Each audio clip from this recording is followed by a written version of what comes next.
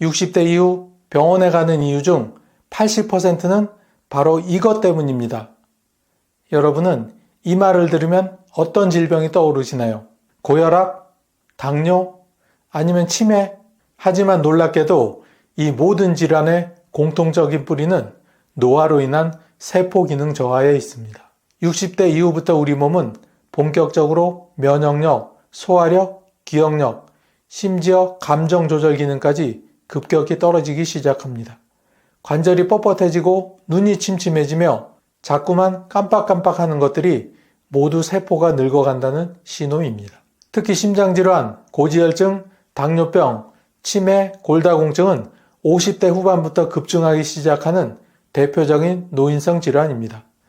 그럼 왜 이런 일이 생길까요? 노화는 단지 시간의 흐름 때문만이 아닙니다. 우리가 매일 무엇을 먹고 어떤 습관을 가지고 살아가느냐에 따라 노화의 속도는 완전히 달라질 수 있습니다.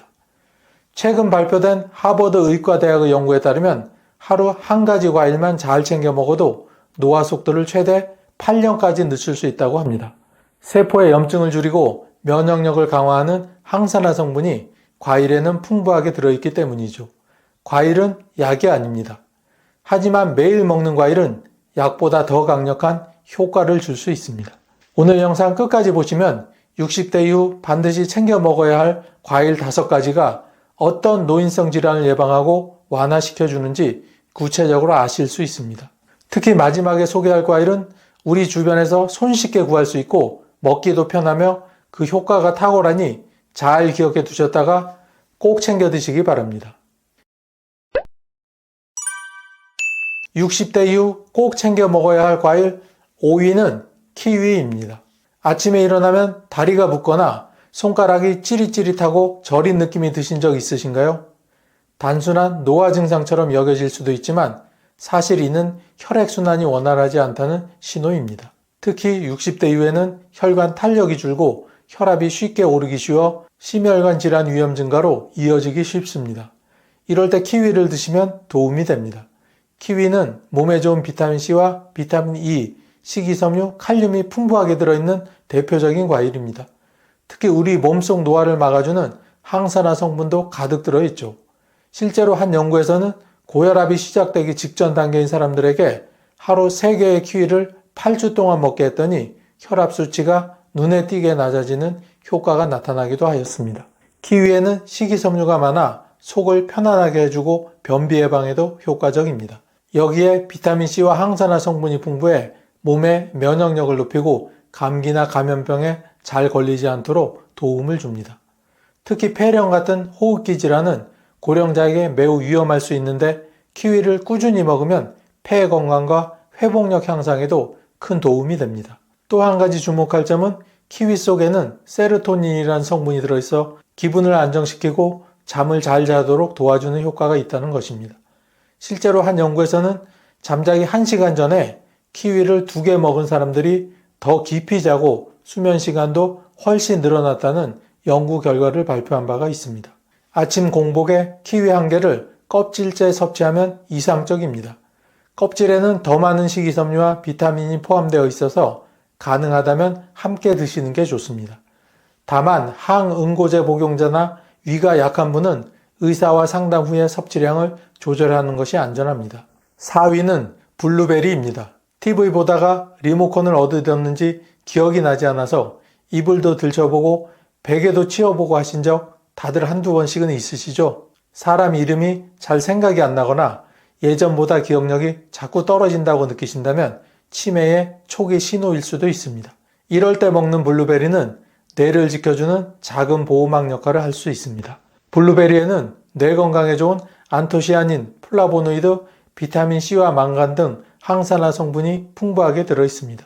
특히 안토시아닌은 뇌로 가는 혈류를 원활하게 해주고 뇌세포가 노화되는 속도를 늦춰줘 기억력과 사고력을 유지하는 데 효과적입니다. 실제로 60세 이상 어르신들을 대상으로 한 연구에서 90일 동안 매일 냉동 블루베리 1컵 또는 같은 양의 파우더를 섭취하게 했더니 말을 기억하고 연결하는 능력, 주제를 바꾸는 사고 전환 속도가 눈에 띄게 좋아졌다는 결과가 나왔습니다. 또 다른 연구에서는 75세 이상 고령자에게 6개월간 블루베리를 보충한 결과 정보를 빠르게 처리하는 능력도 향상되었으며 나이에 따라 느려지는 인지 기능의 저하도 줄었다고 보고되었습니다. 블루베리는 뇌뿐 아니라 혈관 건강에도 유익합니다. 블루베리를 추출한 특정 성분을 꾸준히 섭취하면 혈압이 안정되고 머리가 맑아지는 느낌이 들어 인지 피로도 줄어든다는 효과가 확인된 바 있습니다. 블루베리는 눈 건강을 지키는 데도 도움이 됩니다. 특히 눈이 침침해지는 황반 변성을 예방하고 눈이 자주 건조해지는 증상을 완화해 주는 데 효과적이며 노화를 늦추는 항산화 성분도 풍부하게 들어 있습니다. 생과일 또는 냉동 블루베리 2-30알을 직접 드시거나 요거트 또는 우유에 섞어 드시면 훨씬 더 부드럽고 맛있게 즐길 수 있습니다. 세 번째는 오렌지입니다. 혹시 요즘 들어 조금만 걸어도 숨이 가쁘거나 기침이 너무 오래가고 가래가 잘 낫지 않으시나요? 그냥 감기겠거니 하고 넘기기 쉬운데 사실은 나이가 들면서 폐가 약해졌다는 신호입니다. 특히 60대 이후에는 폐의 탄력이 떨어지고 면역력도 약해져서 감기 하나가 폐렴으로까지 악화되는 경우가 다반사입니다. 이럴 때 먹는 오렌지는 폐를 튼튼하게 지켜주는 자연의 방패가 될 수 있습니다. 오렌지는 우리가 흔히 알고 있는 것처럼 비타민C가 풍부하지만 그 외에도 몸에 좋은 항산화 물질들이 많이 들어 있습니다. 예를 들어 베타카로틴, 플라보노이드, 그 중에서도 헤스페르딘이라는 성분은 폐에 생긴 염증을 가라앉히고 세포 손상을 막아주는 역할을 하며 비타민C는 우리 몸의 면역력을 높여주기 때문에 바이러스나 세균에 쉽게 이기도록 도와줍니다. 실제로 미국 국립보건원의 보고에 따르면 비타민C가 부족하면 감기에 걸릴 확률이 25% 이상 더 높아지고 병이 나은 뒤 회복도 느려진다고 합니다. 또 2022년에 발표된 연구에서는 오렌지를 꾸준히 드신 어르신들이 만성 폐질환이 더디게 진행되고 숨쉬기도 한결 편해졌다는 결과도 있었습니다. 오렌지는 이뿐만이 아닙니다. 칼륨이 많아서 혈압 조절에도 좋고 수분도 풍부해서 몸속 노폐물을 배출하는 데도 도움이 됩니다. 공기가 건조하거나 미세먼지가 많은 날 오렌지에 들어있는 항산화 성분이 폐를 깨끗하게 해주고 기관지를 건강하게 유지시켜 줍니다. 이것도 드시는 법은 간단합니다. 식사 후 후식처럼 오렌지 한 개를 드시거나 얇게 썬 오렌지를 따뜻한 물에 넣어 차처럼 우려 드셔도 부담 없이 좋습니다. 단, 위가 약하신 분들은 공복에는 피하셔야 하고 당뇨가 있으신 분은 하루 한 개 이상은 피하시는 게 좋습니다. 2위는 사과입니다. 나이가 들수록 화장실 가는 게 힘들어지고 식사만 하면 속이 더부룩하고 가스가 차는 증상이 자주 발생합니다. 변이 묽게 나오거나 며칠씩 변을 못 보기도 하고요. 이런 증상은 단순히 소화가 안 되는 문제가 아니라 나이가 들면서 장 속 환경이 달라졌기 때문일 수 있습니다. 이럴 때는 사과가 장을 편안하게 해주는데 큰 역할을 합니다. 사과는 껍질째 드시는 것이 훨씬 좋습니다. 껍질에는 특히 식이섬유인 팩틴, 항산화 성분인 폴리페놀과 퀘르세틴이 많이 들어있기 때문입니다. 이 성분들은 장 속 좋은 균을 늘려주고 나쁜 균을 줄여줘 장내 환경을 건강하게 만들어줍니다. 또한 변에 수분을 유지시켜줘서 너무 묽거나 딱딱한 변을 예방하는 데도 효과적입니다. 영국 옥스퍼드 대학교의 연구에 따르면 65세 이상 어르신들이 하루에 사과 한 개를 꾸준히 드신 결과 심장병 위험이 35%나 줄고 장염이나 장에 생기는 염증도 덜 생겼다고 합니다. 또한 사과에 들어있는 팩틴은 우리 몸속에 있는 나쁜 콜레스테롤을 배출시키고 혈당이 갑자기 확 올라가는 것도 막아줍니다. 그래서 당뇨가 있으신 분들도 안심하고 편하게 드실 수 있는 과일입니다. 실제로 한국에서 발표된 연구에서도 사과를 껍질째 먹은 어르신들이 그렇지 않은 분들보다 콜레스테롤 수치가 약 10% 정도 낮았다는 연구 결과도 있습니다. 사과는 또 하나 좋은 점이 있습니다. 노화를 늦추는데 도움이 된다는 것입니다. 바로 케르세틴이라는 성분이 세포의 염증을 줄이고 혈관을 탄력 있게 해줘서 고혈압, 동맥경화, 심장병 같은 질환 예방에도 효과적입니다. 섭취 방법은 아주 간단합니다. 점심과 저녁 사이에 간식처럼 사과 한 개를 껍질째 드시면 되고 만약 위가 약하신 분이라면 껍질째 찜을 해 드셔도 좋은 효과를 볼 수 있습니다. 하루 한 개 정도가 적당하며 당뇨가 있으신 분들도 부담 없이 드실 수 있습니다. 1위는 바나나입니다. 혹시 이유 없이 손이 떨리거나 매일 밤 다리에 쥐가 나고 가슴이 두근거리는 느낌을 받으신 적이 있으신가요? 밤에 쉽게 잠이 안 오고 자꾸 뒤척이게 되는 일도 종종 있으시죠? 이런 증상들은 우리 몸속의 전해질 균형이 깨졌거나 수면을 도와주는 호르몬이 부족해졌다는 신호일 수 있습니다. 이럴 때 바나나 한 개가 큰 도움이 됩니다. 바나나는 보기보다 속이 꽉 찬 건강 과일입니다. 중간 크기 바나나 하나에는 칼륨, 마그네슘, 비타민 B6, 트립토판 같은 몸에 좋은 성분들이 가득 들어 있습니다. 이 중 칼륨은 몸속 나트륨을 빼주어 혈압을 안정시켜주고 마그네슘은 근육을 부드럽게 풀어줘서 다리에 쥐가 나는 것을 막아줍니다. 실제로 일본 도쿄 의과대학에서는 고혈압 환자들에게 바나나를 하루에 한 개씩 2달간 먹게 한 결과 혈압이 눈에 띄게 낮아졌다는 연구 결과를 발표하기도 하였습니다. 그리고 바나나는 잠을 부르는 과일이기도 합니다.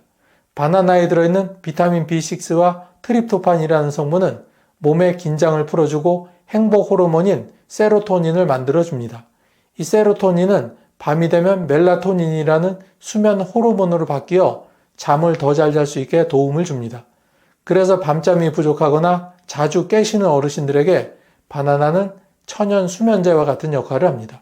또한 바나나는 식이섬유가 많아 소화가 잘 되고 포만감도 오래가서 군것질이 자주 당기는 분들께도 좋은 간식이 됩니다. 바나나를 드시기 좋은 시간은 저녁 식사 후나 취침 1시간 전입니다.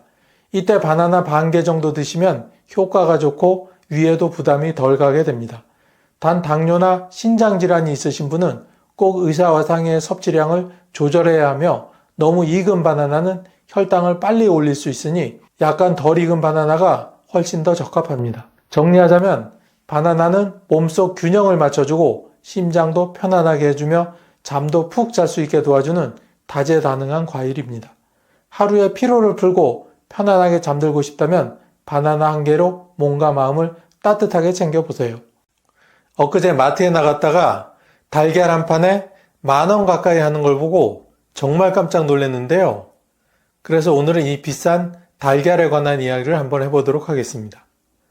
인간에게 필요한 영양소를 골고루 갖추고 있다고 해서 완전 식품으로 불리는 달걀. 하지만 이렇게 좋은 달걀도 잘못된 방법으로 드신다면 오히려 내 몸에 독이 된다는 사실 혹시 알고 계셨나요? 일반적으로 달걀은 우리 건강에 좋은 식재료로 알려져 있지만 잘못 알고 먹는다면 가벼운 소화불량 외에도 몸에 염증을 일으키고 심하면 암이나 치매, 심근경색을 일으킬 수 있을 만큼 몸에 해로운 독이 될 수도 있습니다. 오늘 영상 끝까지 보시면 내 몸에 보약되는 달걀과 독이 되는 달걀에 관한 충분한 정보를 알게 되실 겁니다. 아주 옛날에는 달걀은 생명을 낳는다고 표현할 정도로 신성물로 여기며 귀한 분에게 선물하는 풍습이 있었다고 합니다. 부활을 상징하고 건강을 이롭게 하는 완전 식품으로 인정받아 동서를 막론하고 최고의 식품으로 불리기도 하는데요. 실제로 달걀에는 필수 아미노산 함량이 가장 이상적이며 달걀 하나에 약 6g의 단백질이 함유되어 있어 체내에 필요한 단백질을 제공하기 좋은 식품으로 손꼽히기도 합니다. 또한 달걀에는 비타민과 철분, 아연, 셀레늄 등 각종 영양소가 풍부하게 포함되어 있어 면역력에 좋고 피부 건강을 촉진하며 신경 기능을 회복하는 데도 큰 도움이 됩니다. 특히 비타민 D는 골다공증을 예방하는 등 뼈 건강에 중요한 비타민으로 자연적인 음식 재료에서 섭취하기 어려운 것이 특징인데요. 바로 달걀을 통해 손쉽게 섭취할 수 있어 필수 식품이라고 많이 소개되기도 합니다. 이 밖에 달걀에는 신경 전달 물질의 합성에 필수적인 콜린이라는 성분도 풍부해 뇌 기능을 좋게 해주고 기억력 향상에 도움을 주어 치매를 예방하고 태아의 뇌 발달에도 긍정적인 영향을 주며 항산화 물질이 다량 함유된 비타민 E가 풍부해 세포 손상을 막고 노화를 늦추는 데도 효과적입니다. 이렇듯 달걀은 그 효능만으로 본다면 식품계의 팔방미인이 아닐 수 없는데요. 그런데 문제는 이렇게 좋은 영양소가 가득한 달걀이라고 하더라도 누군가에게는 체내 염증을 일으키고 심혈관 질환, 암, 치매, 당뇨 등 건강에 치명적인 질병을 일으키는 독이 될 수도 있다는 사실입니다. 먼저 달걀을 드실 때 주의해야 하는 4가지 경우를 천천히 소개해 드리겠습니다. 첫 번째는 콜레스테롤 수치를 주의해야 하는 분들입니다. 완전 식품으로 알려져 건강에 좋다는 이유로 매일 달걀을 한두 개씩 드셨던 분들 중 콜레스테롤 수치가 높아 경고 또는 주의가 필요하다는 의사의 소견을 받은 분이 있다면 지금 당장 달걀 섭취를 줄여야 합니다. 콜레스테롤 수치는 간단한 건강검진이나 피검사를 통해 확인할 수 있을 만큼 익숙하지만 이에 대해 정확히 이해하고 조심하는 분은 그리 많지 않습니다. 콜레스테롤은 우리 몸에 필요한 세포나 호르몬을 만들 때 없어서는 안 되는 반드시 필요한 성분으로 알려졌는데요. 필수 성분이기는 하지만 우리 몸에 지나치게 많이 있거나 혹은 너무 적게 있으면 문제가 발생하게 됩니다. 특히 콜레스테롤 수치가 높고 나쁜 콜레스테롤이 체내에 많을수록 심각한 문제가 생기게 됩니다. 콜레스테롤 수치가 높으면 그만큼 혈액순환을 방해하기 때문에 각종 심혈관 질환 발병률이 크게 높아지게 되는데요. 여러분이 아시는 것처럼 부정맥, 고지혈증, 협심증, 심부전, 심근경색이 그 예입니다. 따라서 이러한 심혈관 질환의 위험을 낮추기 위해서는 콜레스테롤 수치를 낮춰줘야 하는데요. 이때 가장 중요한 관리 방법이 동물성 식품의 섭취를 줄여야 한다는 겁니다. 바로 달걀과 같은 식품들이죠. 고지혈증 환자의 경우 하루 200mg 이상의 콜레스테롤 수치를 먹지 않도록 각별한 식단 조절이 필요합니다. 그런데 큰 달걀 하나에는 275mg의 콜레스테롤이 함유되어 있어 제한 함량을 훌쩍 넘는 수준입니다. 그런데도 완전식품이란 이유로 하루 2개 이상 달걀을 섭취한다면 콜레스테롤 수치가 크게 오르게 되고 그에 따른 건강상 문제가 발생하게 됩니다. 심혈관 질환도 없고 유전적인 문제도 없어 걱정이 없다고 생각하는 분들이라도 건강검진에 콜레스테롤 수치 관리가 필요하다고 권고받은 분들이라면 하루 1개 이상 달걀을 먹지 않도록 주의하셔야 합니다. 심혈관 관련 질병은 조용한 질병으로 불릴 만큼 초기에 아무런 증상이 없어 더욱 위험하기 때문입니다.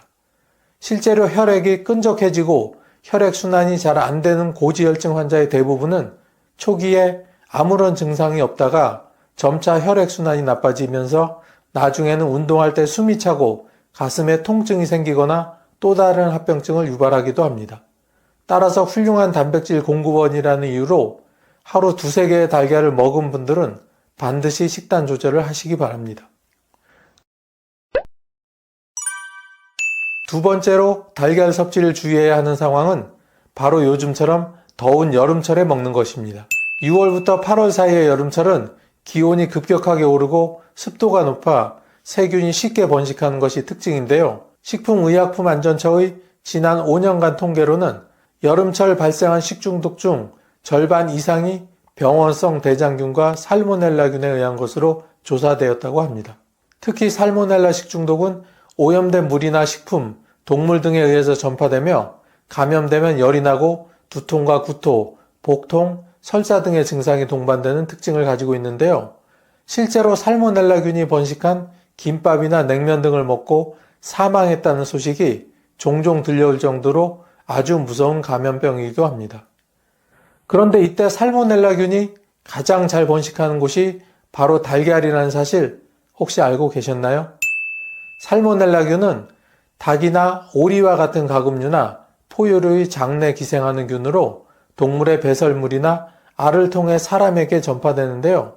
국내에서 발생하는 살모넬라균에 의한 식중독 환자 10명 중 7명 이상이 달걀이 포함된 식품을 섭취한 것으로 나타났습니다. 따라서 달걀을 드실 때 살모넬라균에 감염되지 않도록 각별한 주의가 필요합니다. 무엇보다도 달걀을 보관할 때는 다른 음식 재료와 접촉하지 않도록 분리하여 냉장 보관하는 것이 중요합니다. 왜냐하면 살모넬라균에 감염된 상태의 달걀이라고 하더라도 7도 이하의 냉장 상태로 보관하면 세균이 성장하거나 증식되기 어렵기 때문입니다. 세균 감염을 막기 위해 세척 달걀만을 고집하는 분들 혹시 계신가요? 안타깝게도 세척 달걀은 겉껍질에 단단한 큐티클층이 이미 제거되어 있어 오히려 살모넬라균이 달걀 내부로 침투하기 쉬운 환경을 만들기 때문에 구매하자마자 냉장 보관해야 하니 참고하시기 바랍니다. 달걀 조리할 때도 살모넬라균 감염 예방이 필수입니다. 달걀 껍질을 만진 후에는 반드시 비누로 30초 이상 손을 씻어야 하고 달걀이 묻은 상태로 다른 요리를 하거나 조리기구를 만지지 않는 것이 좋습니다. 또한 달걀로 요리할 때는 75도 이상의 열을 가해서 조리하고 조리한 후에는 반드시 섭취하도록 하세요. 하루 달걀 2개와 제한된 식단만 먹어서 살을 뺐다는 어느 연예인의 고백 그대로 따라했다간 오히려 몸무게가 늘어나고 심혈관 질환을 유발할 수 있습니다. 그동안 전 세계적으로 달걀에 대한 건강 효과 논쟁은 끊이지 않았는데요. 채소로 가공된 저열량 식품이고 단일 불포화 지방과 콜린, 루테인, 제아잔틴 등 몸에 좋은 성분이 풍부하게 들어있는 건강식품은 맞지만 특정 상황에서는 과유불급이 될 수도 있습니다. 포화지방이 몸에 좋지 않은 이유는 아마 익히 아실 겁니다. 주로 동물성 지방에서 많이 발견되는 포화지방은 상온에서 고체 형태를 유지하는 특징이 있는데요. 포화지방을 많이 섭취하면 나쁜 콜레스테롤 수치가 매우 증가해 동맥경화나 심장병, 뇌졸중과 같은 심혈관 질환 위험이 증가하게 됩니다. 또한 포화지방은 열량이 매우 높은 편으로 일정 수준 이상으로 먹으면 체중이 늘어나고 심하면 비만, 당뇨, 고혈압과 같은 대사증후군에 걸릴 위험도 높아지게 됩니다. 이미 예상하셨겠지만 우리가 먹는 달걀은 동물성 식품으로 포화지방이 함유되어 있기 때문에 하루 2-3개씩 매일 먹는다면 열량이 높아지고 각종 심혈관 질환에 걸릴 확률이 높아지게 됩니다. 실제로 2009년에 있었던 당뇨병 관리 저널의 연구에 따르면 매주 7개씩의 달걀을 먹은 사람이 그렇지 않은 사람보다 제2형 당뇨병에 걸릴 확률이 훨씬 더 높았다고 하는데요. 특히 달걀과 함께 포화지방이 많이 들어있는 소시지나 감자튀김을 같이 드신다면 칼로리 폭탄으로 몸무게가 늘어나고 당뇨, 고혈압을 피할 수 없게 됩니다. 미국 심장협회는 하루 달걀 소비를 1인당 최대 2개로 제한하도록 권장할 정도인데요. 단백질과 비타민 D, 셀레늄과 같은 좋은 영양소를 비교적 간단하게 섭취할 수 있다는 점에서 좋은 식품군이긴 하지만 다이어트를 위해 과하게 먹다간 오히려 부작용이 생길 수 있으니 꼭 주의하시기 바랍니다. 자녀를 양육할 때 가장 고민되는 부분은 바로 식단 관리인데요. 특히 바쁘게 움직이고 정신없는 아침이면 자녀 밥 먹이는 것만큼 전쟁인 것도 없죠. 그러다 보니 아침 메뉴는 간단하면서도 건강에도 좋은 식단을 주로 선택할 수밖에 없는데요. 아마 대부분의 아침 메뉴에 달걀 요리가 빠지지 않을 겁니다. 달걀말이, 달걀볶음밥, 오므라이스, 달걀 부침 등 5분 내외로 쉽게 할 수 있고 맛도 건강도 챙길 수 있는 것이 특징이지만 어린 아이들에게 달걀 요리를 선뜻 주었다가는 호흡곤란이나 아나필락시스와 같은 심각한 문제가 발생할 수 있습니다.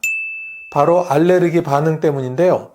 식품 알레르기는 식품을 섭취했을 때 나타나는 유해 반응으로 대부분의 사람에게서 나타나지 않지만 특정 사람에게서 두드러기나 부종, 가려움, 구토 및 설사, 두통, 아나필락시스와 같은 증상으로 나타나게 됩니다.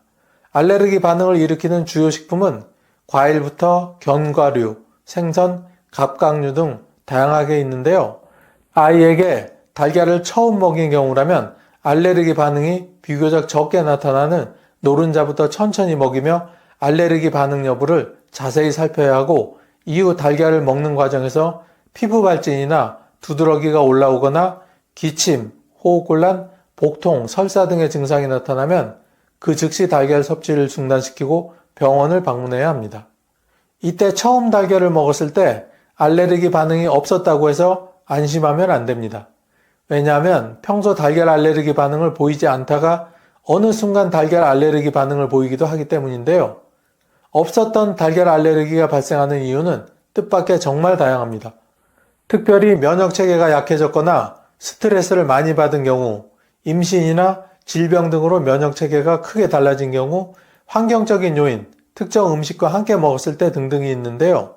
달걀을 섭취하거나 접촉한 이후 30분 이내의 급성으로 피부 발진이 발생했거나 호흡곤란, 저산소혈증, 복통, 구토 등이 생겼다면 아나필락시스 쇼크일 가능성이 매우 높으므로 서둘러 병원에 방문해 적절한 치료를 받아야 합니다.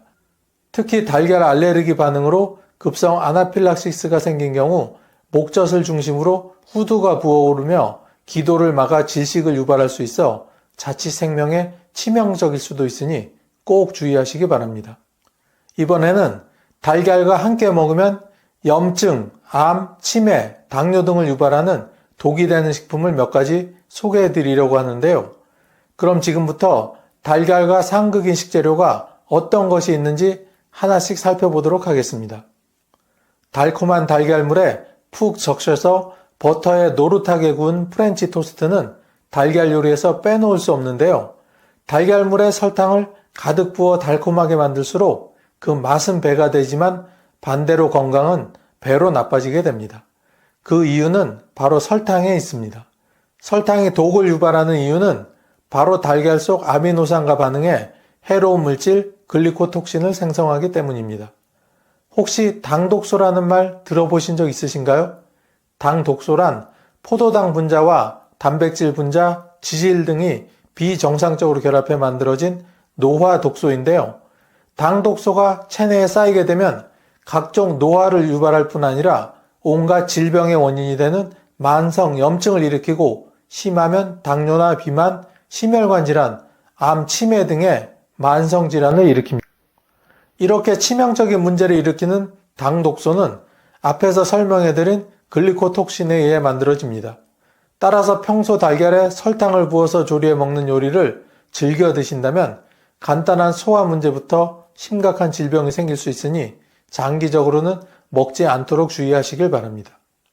최근 들어 소화가 잘 안 되고 속이 더부룩한 분 혹시 계신가요?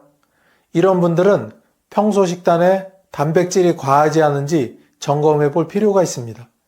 달걀은 필수 아미노산과 단백질이 풍부한 음식 재료로 앞에서 이미 소개해 드렸는데요. 이때 달걀과 함께 단백질이 풍부한 콩이나 두부, 육류 등을 함께 섭취하는 식습관을 갖고 계시다면 만성적인 소화불량이 생길 수밖에 없습니다. 특히 소화 기능이 약한 노약자분들이라면 더더욱 달걀 섭취와 단백질 음식 재료를 함께 드시지 않는 것이 좋은데요. 여기에 더해서 신장 기능이 약한 분들도 달걀과 단백질 섭취를 줄이는 것이 좋습니다. 단백질을 너무 많이 먹으면 이 찌꺼기가 많아져서 신장이 무리하게 일을 하게 되고 결국엔 신장이 지치고 약해져 다양한 합병증까지 유발할 수 있습니다. 이와 비슷한 맥락으로 간 기능이 저하된 사람도 달걀과 단백질을 과도하게 먹으면 부담을 줄 수 있으니 참고하시기 바랍니다. 마지막으로 요산이 관절에 쌓여 염증을 일으키는 통풍 환자들도 달걀 섭취 시 단백질 함량을 잘 따져서 섭취해야 합니다. 단백질 함량이 높은 육류나 해산물, 동물성 식품을 많이 섭취할수록 요산 수치를 높이기 때문입니다. 어느 식품에나 잘 어울리는 치즈가 달걀의 영양소 흡수를 방해할 수 있다는 사실 혹시 알고 계셨나요? 실제로 달걀과 우유 또는 치즈를 함께 먹으면 달걀의 철분 흡수를 저해할 수 있는데요.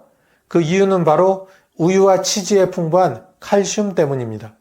칼슘은 달걀 속 철분과 반응해 체내 흡수율을 떨어뜨리는데요. 일반인에게는 큰 문제가 안 되지만 철분이 결핍된 분들이거나 철분 섭취가 특히 필요한 임산부에게는 이롭지 않으므로 달걀과 우유, 치즈 등을 함께 드시지 말고 시간을 두고 드시는 것을 권장해 드립니다. 우유와 달걀은 영양소 흡수 외에도 소화불량을 일으킬 수 있는 조합이기도 한데요. 앞에서 설명해 드린 것처럼 우유 또한 단백질이 풍부한 식품군 중 하나이기 때문에 함께 먹으면 소화불량이나 복통을 일으킬 수 있고 신장이나 간 건강이 좋지 않은 분에게 부정적인 영향을 끼칠 수 있습니다. 우유와 달걀 섭취를 지양해야 하는 또 다른 이유는 알레르기 반응을 일으키기 쉬운 음식 재료로 알려졌기 때문입니다. 두 식품 다 알레르기 반응이 잘 나타나는 식품이기 때문에 두 식품을 동시에 먹을 때 알레르기 반응이 복합적으로 나타날 수 있습니다. 심혈관 질환에 유의하는 분들이라면 우유와 달걀 그리고 버터를 조리하여 먹지 않는 것이 좋습니다. 평소 빈혈 증상이 자주 있는 분들이라면 달걀을 먹을 때 녹차는 반드시 피하시기 바랍니다. 달걀을 먹다 보면 목 넘기기가 퍽퍽해서 다른 음료를 곁들이는 경우가 정말 많은데요.